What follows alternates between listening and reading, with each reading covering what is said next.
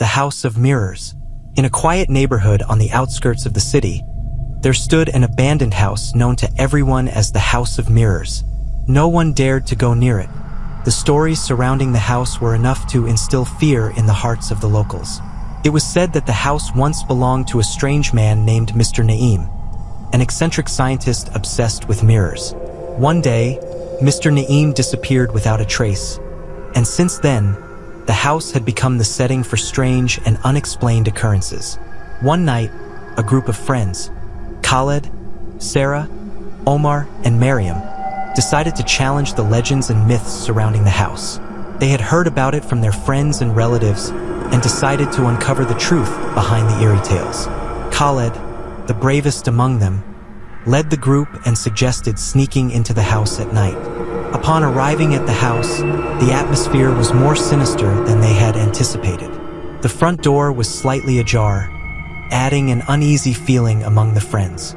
Khaled pushed the door open slowly, and it creaked loudly. Inside, the house was covered in dust, with everything left in place as if Mr. Naeem had never left. But what immediately caught their attention was the sheer number of mirrors in every corner. The mirrors were large and small, round and square, some cracked and others draped in black cloth. They reflected their faces in distorted and unsettling ways. The friends decided to explore the house further, each feeling a growing sense of unease but not daring to admit it. As they wandered from room to room, things began to get stranger. In one room, Mariam noticed something odd in her reflection on one of the mirrors. It appeared to be smiling, even though she was not.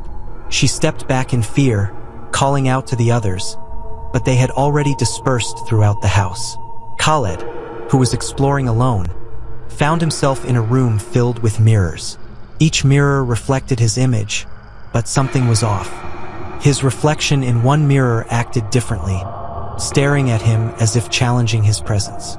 As Khaled moved closer to inspect the mirror, he realized that his reflection was not following his movements. Panic set in, but before he could step away, a hand reached out from inside the mirror and grabbed him forcefully. At that moment, the entire house began to shake. Sarah, who was exploring the upstairs, felt terror wash over her as she saw her reflection fade away in the mirror before her, leaving behind a dark void. She ran downstairs, but every mirror she passed showed a different face, none of them her own. Omar, who was in the living room, felt an eerie coldness. The mirrors around him started to shatter one by one, as if something was trying to break free. From the scattered glass, shadowy figures emerged, moving stealthily as if searching for something or someone. Finally, the friends regrouped in the main hall, paralyzed with fear.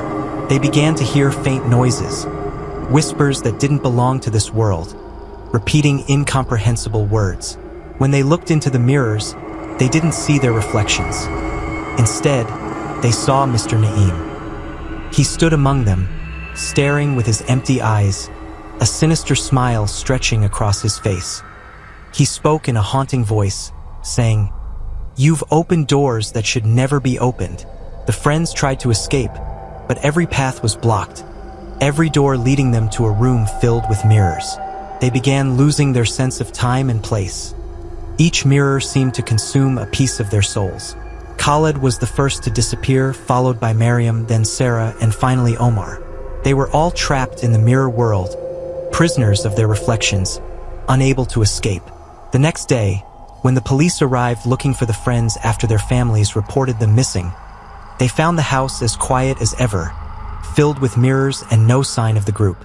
All that remained were distorted reflections in the mirrors, silently watching, trapped forever.